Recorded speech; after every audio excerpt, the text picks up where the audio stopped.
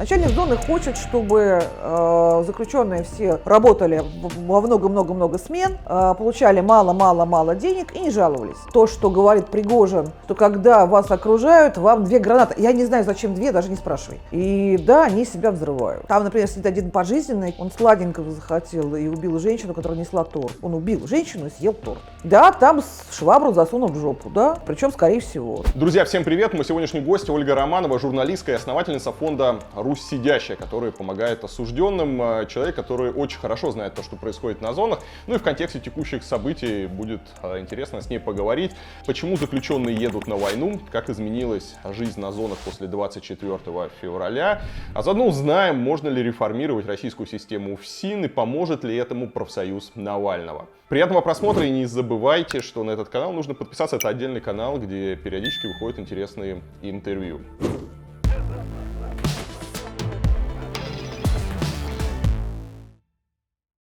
Привет. Первый вопрос. Расскажи, где ты сейчас находишься и когда ты уехала из России? Я в Берлине с 2017 года. С 2017 года. Почему ты уехала из России? Я уехала на полчасика, так бывает часто. Обыски, туда-сюда, уголовное дело. А я понимаю, что уголовные проблемы надо решать где-нибудь все-таки, находясь на свободе. Я думала, месяца за 3 решу, но не решила. Решила попозже. А когда решила, там появилось еще 3 уголовных дела. Ну и как-то вот. Насколько можно вообще эффективно работать, потому что то, чем ты занимаешься, да, оно там напрямую связано с людьми, которые находятся в России. Да. Насколько вообще там Русь сидящая может работать удаленно, насколько это эффективно получается? Ну, во-первых, удаленно в основном только я. У нас есть еще удаленные люди в Праге, удаленные люди в Кёльне, удаленные люди еще в Берлине. Но основная масса людей все-таки, вот весь штат, там 30 человек, он в России. В Сибири, в Поволжье, в Питере, в Москве. Как вот работать удаленно, мне кажется, пандемия всех научила. Точно так же, только 5 лет, а не последняя пандемия. Мое дело обеспечить финансирование, мое дело обеспечить, чтобы все у всех было. Мое дело смотреть, чтобы все были на своем месте и отвечали на запросы, чтобы шли посылки, ну и так далее, и так далее. То есть, вообще, на самом деле, не очень заметно, что меня нет в России. Как изменилась работа после 24 февраля? Да пипец. Пришел большой сначала пласт работы под названием «Украинские гражданские пленные». Они пришли прямо сразу, в марте, потому что первые захваченные гражданские были в Буче. И они сидели и сидят в СИЗО России, в Курске, в Брянске, в Таганроге. И это гражданских просто захватывали вот где только ни. Буча, Гостомель, Ирпень, Волноваха, Черниговская область. Порядка 100 человек, но мы знаем только около 40 семей, с ними поддерживаем отношения, общаемся. Было больше, первую партию обменяли в апреле, и вот сейчас только что обменяли 2 девушек из этого списка. Ну вот это вот большая проблема. Ну потом проблема беженцев в Берлине, но это уже факультатив, такой не связанный с Русью сидящий. Мой собственный факультатив. Ну и сейчас еще один факультативчик, русские беженцы. И, конечно, с июня фигачит Вагнер. Это такое было сначала, знаешь, такое удар довольно сильный по, я бы сказала, по организации и по смыслу жизни. Потому что ты с ними носился 15 лет, а они все встали и ушли на войну с песнями. И какой-то канал украинский публиковал, Труха, по-моему, взятого в плен зэка. И вот его раздевают, смотрят татуировки, он трясется, сидит, его раздевают. Я смотрю, на нем наши трусы из нашей посылки. Такие беленькие, черненькие в крапинку. А это только наши, это не... У нас большая партия была. Ну ладно, хоть сдался. Но нет, а потом выяснилось, что все-таки можно еще и как-то и с этим работать, и как-то приводить в чувство жен матерей и пытаться остановить вербовку. Ты говоришь, они взяли и все ушли на войну. Насколько массово это явление про вагнеровцев? Желающих идти воевать, ну, в каждой зоне минимум 30%. В каждой зоне. Ну смотри, 1300 обычно в средней зоне сидит народу, Когда приезжает ЧВК «Вагнер», обычно записывается 600 человек прям сразу. Иногда снимают несколько урожаев. Вот зона Яблоневка, с которой все началось в Питере, там 4 урожая снято. И мы все время думали, почему не идет дальше на Урал. И было разных много предположений, что Путин отдал другим частным военным компаниям. А сейчас смотрим, нет, вагнеровцы пошли в Пермь, вагнеровцы пошли в Оренбург. В общем, пошли дальше. Их всего было до 21 сентября, до мобилизации 11 тысяч завербованных заключенных. Сейчас уже почти все из них, почти все на фронте. Там просто какое-то время образовалось узкое горло. Не все из 11 тысяч могли быть уже доставлены на фронт, потому что, теперь все пошли на фронт. Кстати говоря, начались очень интересные бунты в тюрьме. Таких мы еще, конечно, не видели. Знаешь, когда они вроде как записались, заключенные, и они уже не под властью ФСИН, не под властью директора, но они еще физически в зоне. Их там отделяют в отдельный барак. А все, они уже считают себя вольными людьми. И, в общем, примерно так оно и есть. Они уже под ЧВК. И они сидят неделями и ждут, когда их заберут. И они, в общем, ведут себя, я бы сказала, своенравно. Они затаскивают офицеров, и срывают с них погоны, и, в общем, там много чего. Но самое, на самом деле, страшное не это. Самое страшное то, что когда ЧВК «Вагнер» приезжает в зону, никто ж не знает, сколько они заберут с собой людей, сколько они завербуют. Условно говоря, 600 или там 653. Не знает ни Вагнер, ни начальник зоны. А если, условно говоря, смотри, он завербует, допустим, 100 человек, а что мешает начальнику зоны выпустить 102 человека? И вот эти 2, или 5, или 10 за деньги, они уже в России на воле, встречайте. И я вас уверяю, так сделал начальник практически каждой зоны. Пойди проверь. Скажи, пожалуйста, а что мотивирует людей на зоне идти, фактически на верную смерть? Они, во-первых, осознают ли они риски? Или, то есть, у них какая мотивация? Вообще деньги их не интересуют, если честно. Я сама удивлена. Интересуют деньги родственников. Вот они, да, люди жадноватые. Зэков интересует возможность просто уйти. Просто уйти из зоны. Вот не зря все-таки добрейшая женщина Валентина Ивановна сразу после того, как вылезли первые пытки и избиения, вот такие публичные, большие в Ярославской области, вышла на трибуну и говорит, значит, нам пора реорганизовать рабкрин, значит, нам пора эту ФСИН-систему поломать, нужна гуманизация, реформа, нужно разделить ведомство на гражданское, и чтобы по периметру Росгвардии. В общем, все как по писанному, вообще как в Норвегии. Зашибись. А главное, это легко сделать, это можно сделать. Знаешь, тюремная реформа не бином Ньютона. Это там судебную систему тяжело реформировать или там финансовую, а пенитенциарную-то нет. Хочется, конечно, сказать, что я занимаюсь там ядерной наукой, но нет. Это просто. И Путин ее одернул. Сказал, что, Валентина Ивановна, дорогая, знаешь, у нас отлично, у нас зашибись, пенитенциарное ведомство не трогайте. А оно ему нужно именно в этом виде, в страшном, чтобы оно было еще и еще страшнее, чтобы было хуже и хуже. Нужно место такое, которое бы все боялись. Ну и оно такое, его все боятся и правильно делают. Да, там швабру засунут в жопу, да. Причем, скорее всего. Гражданских украинцев избивали, которые вообще они должны быть под международным контролем. Они, собственно, и были. Там и Красный Крест, и ООН, они и этих били. Не говоря уже обо всех остальных, кто беззащитен.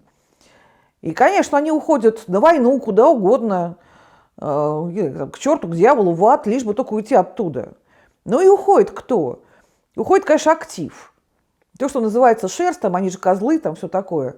Блатные-то не идут, блатным и там нормально. Ну и мы впервые увидели этим летом, и особенно в сентябре, как формируются отряды отдельно из отделенных, то есть там отделенные, опущенные, да, это вот все одно и то же, из низшей тюремной категории. И я вот одного спросила в Новгородской области, Леху, говорю, Лех, ну ты-то куда записался? Тебе сейчас посылка от нас придет, да хоть посылки дождись. Он говорит, не-не-не, лучше пусть меня убьют, чем я здесь задержусь. Ну вот такая мотивация. Кто-то планирует сдаться, кто-то уже попадает туда, начинает звонить родным, заберите меня отсюда, а так это назад не работает. Самое главное, что, знаешь, мы не можем найти 300-х. Ну, понятно, 200-й груз, понятно. Легко раненые, они возвращаются на фронт. У нас есть один тяжело раненый, у него осколочное ранение позвоночника, и левая рука просто плеть, она никогда не восстановится, там перебито все. Он так ушел, без этой левой руки на фронт. А вот те, кому оторвало руки, ноги, их подлечивают, и они исчезают. А мы их не можем найти. Ну, потому что зэки, они всегда найдут, как поддержать связь. Их нет в зонах, откуда их забирали, их нет дома. Я надеюсь, что они в зонах в Ордло зачем-то, а там связи нет. Хотя давно бы уже хоть кто-нибудь бы нашелся. Я думаю, как бы их не прикопали бы где. Вот 300-е меня волнуют, те, которые ампутированные. То есть я правильно понимаю, что сегодня ситуация на зонах настолько ужасная, что люди выбирают идти в окопы на фронт, лишь бы не оставаться в русской зоне? Да. Причем начали уже женщины писать, правда, они давно уже пишут, что мы тоже хотим добровольцами. Начали писать из зон. Ну, есть и такие письма у нас. Я много читал про Евгения Викторовича Пригожина. Я сижу на строгом режиме, там, ВК-11 Коми. Этот выдающийся человек там поднимает меня на бой, рвет мне сердце и душу, в Бога в душу в мать. Помогите с ним связаться, чтобы меня забрали на фронт, где я там вот это. Это вполне возможно такие письма счастья тюремные, как пишут заочницам, там же пишут все профессионалы, и годами ходят лучшие произведения пистолярные. И я думаю, что это, может быть, это попытка такого нового пистолярного жанра, адрес любовных писем в адрес там, заочника Евгения Викторовича Пригожина. Может быть. А может быть и искренне. Конечно же, ты видел это видео, где человек, похожий на Пригожина, лично агитирует, и он там говорит такие слова, что мы никакого мародерства, никакого насилия, то есть мы чуть ли не такие вот просто элитные будем войска. Насколько это реально с таким контингентом соблюдать какие-то правила ведения войны, и как себя вообще ведут ребята, которых забирают с зоны воевать? Ну, с таким контингентом, конечно, элитных войск не построишь особо, конечно. Но они ослаблены, и насчет дисциплины, конечно, там ничего не может быть. Но мне недавно прислали звуковой файл. Немного присылают голосом, потому что многим просто голосом легче. Сиди, Оля, слушай. С другой стороны, вот сейчас меня это впервые не раздражает, когда действительно уже чувствуешь, что там на самом деле происходит из голоса, из интрошума, из всего. Вот наш парень подопечный рассказывает, он уже там. Звонить, конечно, нельзя, запрещено, тем более мне. Но всегда все находят способ. И он рассказывает, что да, они там все это слышали, он одно и то же говорит, там уже 3 месяца на всех зонах, что расстрел на месте, они там говорят обнуление, за попытку сдаться в плен, за дезертирство, за мародерство, за сексуальные контакты. Нет уточнения, кого с кем, поэтому просто сексуальные контакты. И за наркотики и алкоголь. И вот они там это все выучили, сидят там у себя в каком-то, как понимаешь, какой-то промышленное, какой-то типа старый цех. Сидят, ждут костры, и вдруг к ним является Пригожин, лично сам. И он говорит, ну такой простой зэк, обычный парень говорит, и он же олигарх. Он же богатый парень такой, он такой заходит, такой свой, и принес там, говорит, прикинь, бутылку коньяка, и ставит нам ее, говорит, хочу с вами, пацаны, вот бухнуть. А мы думаем, проверочка, бухнем мы или нет. А он наливает, говорит, сам первый, говорит, да ладно, там все нормально, я там хочу. Говорит, олигарх такой, как простой парень с нами, коньяка бухнул. А этот парень тоже, он первый раз в жизни попробовал коньяк. Но никогда в жизни не пробовал вот этого вот напитка. И так что кто там что нарушает? Понятно. Еще был там интересный момент, где человек, очень похожий на Пригожина, обещает через полгода свободу и домой на свободу с чистой совестью. Война идет уже более полугода. Есть ли какая-то хоть статистика, что кто-то из зэков, который вступил в ЧВК, действительно получил свободу, вернулся домой? Хоть один человек? Нет, ни одного человека нет, но пока и не пора. Значит, первый бой, то, что он все-таки подчеркивает, что, я буду говорить на их языке, помеловка это называется, что помеловка придет через полгода после начала участия в военных действиях, А первое военное действие было 14 июля, где впервые принимали участие в бою зэки. Значит, это 15 января, самый первый срок. Это во-первых. Во-вторых, у нас правом помилования обладает только президент Российской Федерации Путин Владимир Владимирович, а не Пригожин Евгений Викторович. Поэтому, что он там может обещать, я не знаю. У нас есть сайт президента kremlin.ru. Там есть раздел «Помилование». Заходим в этот раздел и видим помилованных. Значит, последнее сведение: помилованных 21 год 6 человек. Но в зонах все говорят, что к ним приходят пачками, как они говорят, помиловки из администрации президента. Я их не видела ни одной. Я читала заявление о помиловании. Вообще помилование – это очень и очень сложный процесс юридический. Я не знаю, нам пока не удалось ни одной бумажки такой увидеть. Но в Думу внесен чудный законопроект, и я так думаю, что он сейчас очень быстро будет принят, про зачет срока на войне. И предлагается депутатами, значит, 1 день на войне приравнять к 10 дням в колонии. Простите, это не помиловка, это другое. И это тем более как-то задним числом, ну, понятно, никто не удивлен, будет задним числом работать, не будет работать, я не знаю. Но это не помиловка. Ну, то есть, условно, если у тебя 10 лет, то тебе нужно как минимум год отсидеть в окопе. Грубо говоря, так. Я где-то читал то, что вот эти зэки, они фактически идут на убой, и их используют как такое, как пушечное мясо для выявления позиций там артиллерии, их кидают там часто и без оружия, ну то есть особо их не щадят, то есть не предполагается, что через полгода вообще там кто-то выживет. Есть ли какая-то статистика, как они воюют, какая вообще там выживаемость? Вот ты говоришь, вы фиксируете 200-х, да, погибших. Есть ли какая-то хоть примерное понимание, сколько выживает там из них? Ну вот самый первый отряд, который 14 июля вступил в бой, 42 человека, вот как раз из Яблоневки, Питер. Там остался в живых 1, и он в другом подразделении сейчас. Там полностью выкосило. Второй отряд был из Новгорода, из ИК-7. Там 68 человек. Там осталось где-то на месяц назад 5, но их тоже расформировали по другим подразделениям, поэтому мне сейчас очень трудно за ними уследить, кто где.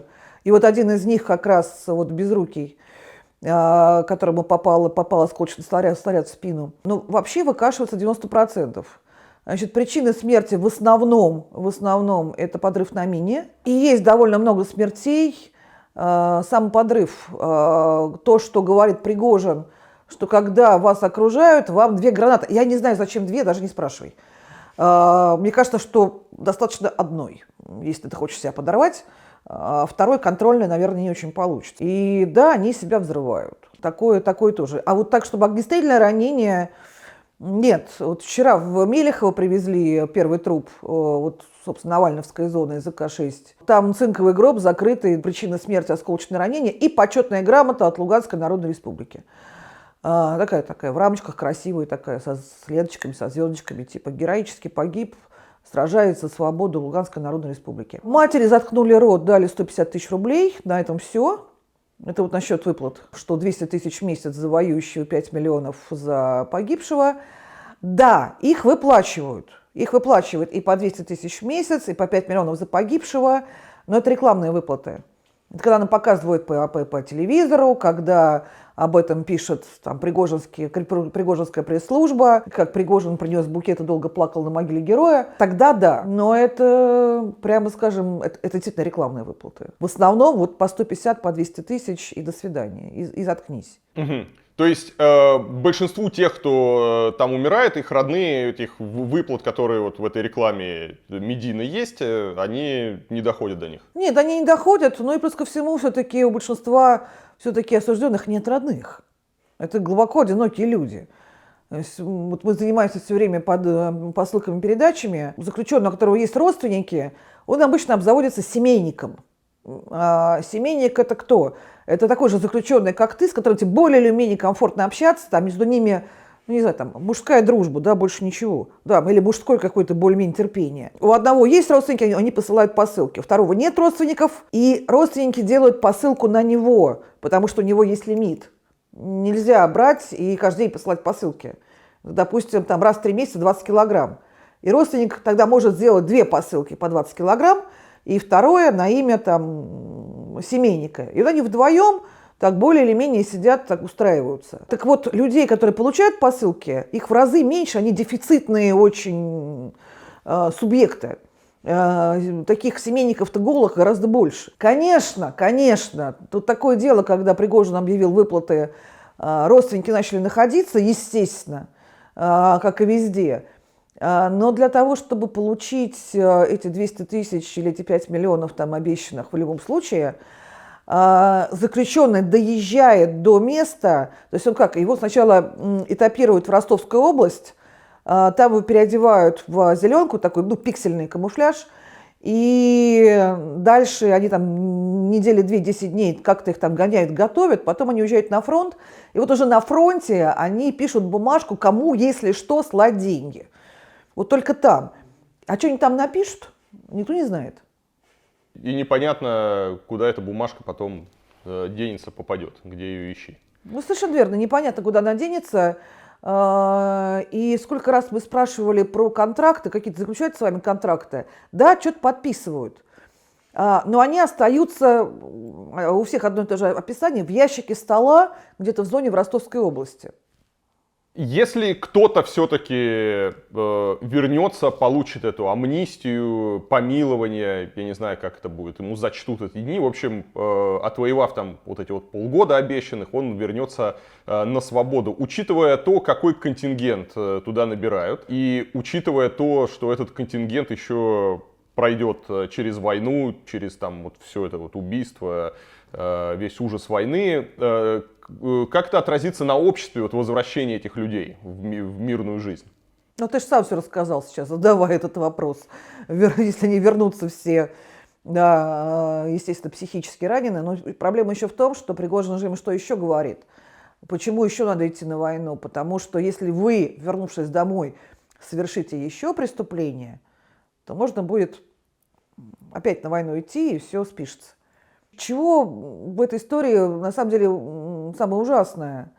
То, что вот этих людей, ну, там, ловила милиция, да, там, их искали, дальше следователь расследовал дело, прокурор обвинял, судья судил, и вот есть решение суда. А их какие-то гражданские люди берут и забирают из места лишения свободы, наплевав на решение суда и наплевав на, как бы не относиться к этому. Как бы не ругать судебную систему, как бы не ругать прокуратуру, ну, все равно, просто какие-то люди просто берут, забирают и говорят, значит, так, суд. Суд, где собаки суд, слышь? И вот ты там сиди, нам наплевать на твое решение. Глубоко. Ребят, так нельзя.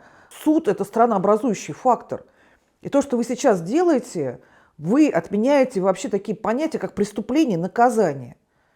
Потому что есть же потерпевшие, там, и на них тоже всем наплевать. Ева Меркачева, член НК Москвы, вот писала, репортаж недавно делала из Бутырки, а там есть продол, ну, в смысле, коридор пожизненных. Они все написали заявление. Они все хотят. И там, значит, Ева так аккуратненько пишет, вообще, кто эти все люди. Что-то я как-то не уверена, что их надо выпускать и что-то там засчитывать. Ну, а как вот пожизненно засчитаешь день за 10? А пожизненные есть. Пожизненные воюют, забирают пожизненных. Там, например, сидит один пожизненный, который много серий убийств. Одно у него убийство есть. Он сладенького захотел и убил женщину, которая несла торт. Он убил женщину и съел торт. И это не одно его убийство. Вот он сейчас сидит в Бутырке и просится на войну. Что-то я как-то не думаю, что это хороший выход. Когда ты рассказываешь про таких вот людей, да, которые вот убил, ему захотелось сладенького, и я вот представляю, что ему завтра дают автомат, и он же с таким же успехом там расстреляет всех, кто вокруг него, и сбежит с этим автоматом. То есть как это организовано у них там внутри? Дело в том, что Пригожин сам человек судимый, все-таки 9 лет не кот начихал, 9 лет он в зоне провел, а это стаж хороший. Он понимает вообще, с кем он имеет дело, Там идут заградотряды. Заградотряды из более опытных вагнеровцев. Они за этим следят. Не знаю, насколько им тоже можно доверять, но если что, они начнут их просто крошить просто в мелкое крошево зэков. Плюс ко всему, это говорят и родственники, и все остальные. То есть, когда пересылают парни там звуковые файлы там, или что-то там пишут, это бывает очень редкое время от времени. Ну, как очень редкое время от времени? Там, пару раз в неделю, да, у нас что-то, какой-то большой файл появляется, с которым можно работать. А родственникам они звонят, и они говорят, что мы не можем сказать, где мы не можем сказать, что мы, потому что всегда сзади кто-то стоит, кто слушает разговор. Да, это не скрывается, это такая вот цензура, типа военная. Такая, то есть они под довольно жестким контролем. Они более или менее свободны, когда их ранят и везут в госпиталь. Тогда они посвободнее могут уже и говорить, и что-то рассказывать, и то, в общем, соу-соу. А потом мы не знаем, на самом деле, сколько народу уже покрошили. Потому что, вот ты рявкнул, я не знаю, там, на вагнеровца, который не зэк. Он тебя взял и застрелил. И чё? И чё? Ну, он скажет, убил на войне. Ну, что мешает покрошить там 3 отряда? Какое отношение на зоне к тем, кто соглашается вот идти в Вагнер и подписывает с ними вот этот вот контракт? Зоновское начальство, я бы сказала так, оно, думаю, какое же есть еще слово, эмоционально окрашенное точно так же, как слово, что оно да, вот так как-то, да. Ну, потому что, да, приезжают гражданские, их вообще выгоняют. Их выгоняют из своих кабинетов, их выгоняют из зоны. А они же там цари и боги. И это делают на глазах заключенных. Забирают личные дела, да, с ними не общаются. Они пытаются козырять, там, они пытаются отдать честь вот этим вот людям в футболках, там, я не знаю. На них смотрят с презрением. Ладно, вагнерцы улетели, а им там еще работать перед оставшимися. А оставшиеся тебя уже, в общем, за человека тоже не считают. И поэтому все это ФСИНу не очень нравится.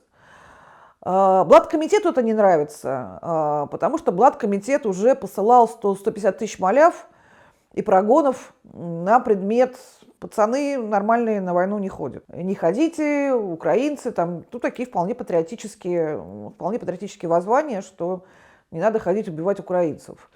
Поэтому Блаткомитет к этому тоже плохо относится. Мужики, обычные мужики, ну и козлы, вербуют-то их. Вербуют их в основном, ну и вербуют, вот, собственно, отделенных. Мужиков вербуют, потому что они хотят побыстрее домой, да еще и выбраться из этого ада, да еще, если еще и денег заработать хоть чуть-чуть, да, и то хорошо. Мужики – это другое значение слова, не так, как на свободе. Мужики – это заключенные, которые не примыкают ни к активу, ни к Блаткомитету, работают, не спорят с начальством, потому что их главная цель – побыстрее отсидеть и выйти спокойно домой. И больше никогда туда не попадать. Это мужики. Козлы, соответственно, стукачи, и это актив. Вот, соответственно, мужики, козлы и отделенные, в основном они. Но это большая часть заключенных, очень большая часть. Поэтому против только вот Блаткомитет и против зоновское начальство, которое прекрасно понимает, что у них горит земля под ногами. Это люди, которые привыкли зарабатывать там на своей промке, там, на раздаче условно-досрочного освобождения за деньги, там, воровство на подрядах. А сейчас ничего этого нет. На промке некому работать, на УДО некого выпускать. И они сейчас выпускают вот за деньги просто как будто бы завербованных. Что, в общем, тоже ремесло-то такое опасное. Ты сказала, что начальники зон под шумок вот с этими вагнеровцами за деньги могут отпустить. Сколько это стоит? Это зависит не от аппетита начальника зоны. Это зависит от того, кого он выпускает. Он всегда понимает прекрасно, всегда все знают, сколько с кого можно взять. 3 региональных предпринимателя, у которых там, максимум, я не знаю, там, ЭП, свечной заводик и там какие-нибудь были подряды, там какой-нибудь коррупционер неудачный. Ну, с них бы там можно слупить, там, я не знаю, по 200 тысяч долларов, там, 500 000, по мелочи, да. А если это речь идет о каком-то серьезном пассажире, то вообще сколько хочешь, да. Сейчас после мобилизации внесли изменения там, в законодательство, в том числе внесли довольно большие сроки за сдачу в плен, за дезертирство, за отказ воевать. Пока, насколько я знаю, прецедентов, что кого-то там судили по этим статьям нету, но, скорее всего, через те же полгода мы увидим приговоры для тех, кто отказался воевать, и эти люди поедут на зону. Тем более, сегодня можно у многих услышать такую фразу, да, что если меня мобилизуют, я лучше сяду в тюрьму, чем поеду на войну, да, лучше тюрьма, чем война. С точки зрения понятий, да, какое отношение может быть на зоне к людям, которые отказались воевать, получив повестку и выбрали добровольно пойти в тюрьму, чтобы не ехать на войну? Сейчас уже хорошее. Если можно было бы несколько лет назад говорить о том, что могли быть не служил ни пацан, это все, то сейчас нормально. Проблема в другом. Проблема в том, что, по крайней мере, Пригожин обещает, что если ты не запишешься к нему сейчас за деньги, то через пару месяцев придут на зону и заберут без денег под мобилизацию. А это другое дело, что ты можешь попасть в зону со сроком, потому что ты отказался или дезертировал или еще что-нибудь, а тебя по полгода заберут туда просто на войну, просто потому что ты там сидишь. Отказников таких жестких, типа по политическим мотивам, по дезертирству, особо не будут забирать, то есть не должны забирать, потому что они могут армию разложить, да? У них настроение-то вряд ли изменится. С другой стороны, если знать, как у нас это все устроено, да плевать, и этих тоже заберут. После скандала с пытками очередного, который, сколько, где-то полгода назад, год назад, да, был? Год назад ровно, да, год назад, октябрь. И мы увидели какую-то такую робкую реакцию тогда Кремля. Год прошел, можешь сказать, изменилось ли что-то на зонах? Были ли проведены хоть какие-то, не знаю, реформы спустя год после того, как вся страна была в очередной раз шокирована тем, что на зонах происходит? Да нет, конечно, потому что это действительно не надо никому, кроме заключенных, не надо никому это все реформировать, наоборот, надо, чтобы оно было. То, что мы увидели, собственно, реакция была же какая? Ой, блин, что творится? Как же эта сволочь Калашников, предыдущий директор, такое допустил? Не в смысле пыток, а в смысле слива. Это ж как же так? Товарищ такой ответственный в ФСБ всю жизнь, глава УФСБ Красноярского края, и у него утекло, ах, сука. Ну и все. И если это изменится, у нас просто нынешние зоны перестанут работать. Почему? Потому что тюремная система, она и так у нас построена, в смысле, она построена изнутри тюрьмы, а не снаружи, из Кремля, от правительства. Мы же знаем, что раньше были черные зоны, красные зоны. Черная зона, где платкомитет главный, красная зона, где менты главные. Сейчас их нет. Нет ни черных зон, нет ни красных зон. Сейчас все смешалось в кучу. Собственно, почему? Потому что, если говорить совсем просто, в зонах есть промышленное производство. Раньше промышленное производство это были народные хозяйства. И мой труд вливается в труд моей республики. Окей, зашибись. А сейчас все то же самое, только это не на народное хозяйство, а в какие-то частные карманы. И в этих частных карманах всегда есть большая доля начальника зоны. Что хочет начальник зоны? Начальник зоны хочет, чтобы заключенные все работали во много-много-много смен, получали мало-мало-мало денег и не жаловались. А как это так устроить, их 1500 человек? Он не может следить за каждым. Он идет в блаткомитет и говорит: дорогой блаткомитет, сделай так, чтобы ни одна сука не пожаловалась на условия работы, на то, что нет профсоюза, безусловно, на то, что не платят зарплату, на то, что не за зарплату может купить пачку сигарет в ларьке, потому что на одну ставку в 5000 рублей устраивать по 10 человек. Сделай так, чтобы никто и никогда, ни адвокату, ни родственникам, ни в прокуратуру, ни правозащитникам. Блаткомитет говорит: ну, окей, это мы можем. Ноги выдрать, швабру куда засунуть, это мы можем устроить. А ты нам чего? Говорит: а я вам, наркоту, мобильные, карточные игры. Если хотите колл-центр, да, пожалуйста. Бизнес тоже, у каждого свой, да, только долю присылай. И такое произошло сращивание интересов блаткомитета и, собственно, тюремной власти. То есть менты и блаткомитет как-то получился симбиоз. И я не знаю, где тут курица и яйцо. Это сначала Шакро молодой сросся со Следственным комитетом, или это было ниже. Пригожин подружился с Путиным, или это тоже было ниже? Потому что это везде идет сращивание интересов ну, таких серьезных воров и власти. Но мне все-таки думаю, что самый яркий был случай, когда депутат «Единой России» Мария Максакова вышла замуж за вора в законе Тюрика. И мне кажется, это было просто вот ничего ярче, пожалуй, не было. Как ты считаешь, мы все-таки увидим в России реформу ФСИН, какую-то там по европейскому образцу? Это вообще возможно в России сделать? Там, пусть это будет не при Путине. Вообще, вот их систему знаешь изнутри. Это возможно сделать по европейскому образцу, сделать ее более, не знаю, гуманной? Всю эту систему, навести там порядок. Не хочешь сказать, что это, ой, так сложно вообще, знаете, только я это знаю, больше никто, поставьте мне, я сейчас все сделаю. Не, это просто.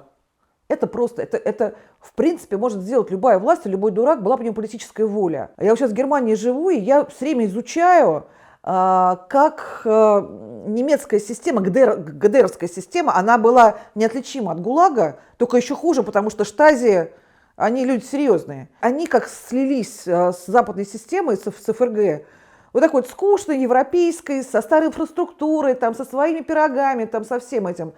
Вот, и она слилась, в общем, безболезненно. Если сливались там финансовая система, судебная система, там, сливались тяжело, то вот там вот нормально, все прошло инструкциями. Это можно сделать. Я вот шляюсь каждый день здесь в тюрьмы, и у меня все-таки сейчас есть новые достижения. Я таки влила коллектив тюремщиков немецких в свой коллектив, то есть вокруг себя, и то есть они так нормально, и мы так общаемся хорошо. И сейчас книжки собираем русские, потому что, конечно, 50% это наши люди, сидящие в немецких тюрьмах. Один только ко мне подошел болгарин и говорит, вдруг вы на болгарском тоже где-нибудь книжку найдете, принесите мне, пожалуйста. Пойду в магазин Дусман, посмотрю книжки на болгарском языке. То есть контингент-то тот же, с одной стороны. И люди, в общем, тюремщики такие же. Просто это все достигается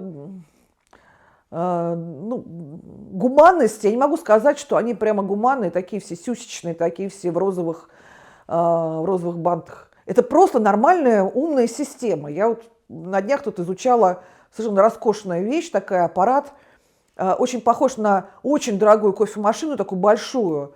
Я это первый раз видела. Это аппарат для метадоновой терапии. То есть там внутри наркотики. И вот это все выдается там чашечками, там вот. Это все большая система, устроенная, как-то нормально, по-человечески. И когда мне там спрашивают, мне в одной тюрьме, я отпросилась в туалет, говорю, покажите мне, где туалет. Они говорят, там налево, направо, 8 этажей, и через 4 этаж, а там же везде двери. Я говорю, а как? А говорит, дайте ключи. Я такая иду с этой связкой, понимаю, что у меня сейчас ключи от всей тюрьмы. И я рассказываю своим, мне говорят, ты могла бы какую-нибудь камеру открыть, кого-нибудь выпустить? Я говорю, ребят, вы в Германии живете, как вот, невозможно открыть в Германию тюремную камеру, потому что они открыты. Они открыты, и человек может изнутри запереться, что у него депрессия, например. И говорит, идите нафиг, рожа уголовная, не хочу вас видеть, хочу в своей камере сидеть. А что ты с этим сделаешь? Идешь с этими ключами по тюрьме, открываешь там двери между этажами, там между отсеками, там от туалета тоже ключи, там все. Но ты не можешь открыть заключенного, потому что он открыт. Ты не можешь ему передать мобильный, потому что у него есть. Я хотел еще спросить по поводу Навального. Ты, опять же, наверняка слышала, что он там собирался сделать профсоюз у себя на зоне. Реально ли изнутри, вот если ты там Алексей Навальный, заняться правами заключенных? То есть насколько вот его этот вызов системе, его заявление о профсоюзе заключенных, оно может перейти хоть в какие-то действия? Вообще да. Во-первых, конечно, мысль с профсоюзом, она вообще гениальная, и она на поверхности лежала. Почему никто не догадался, я не знаю.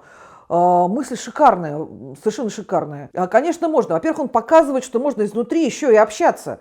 Чего вы общаетесь-то никто, да? Можно через родственников, через адвокатов, это все можно делать. Во-вторых, я знаю по себе, что у нас есть, было, по крайней мере, пока это все не началось, 3 маленьких помощника. Пожарные, санэпидемстанция, трудовая инспекция. Это тоже там госструктуры, которые просто настолько не подчиняются ФСИН, и у них свои коррупционные пожелания, Что, например, если ты долго стучишь пожарному по башке, пожарная инспекция говорит, а вот там, вот в этой зоне не висит огнетушитель, он, конечно, придет и сдерет шкуру с начальника. Потому что я прихожу к начальнику и говорю, знаешь что, вот ты это прекрати, а пожарным сейчас напишу. Он говорит, да, нет, ну давай договариваться так, да, с тобой легче, чем с пожарными. Ну, по крайней мере, одну зону в Талицах я закрыла надолго.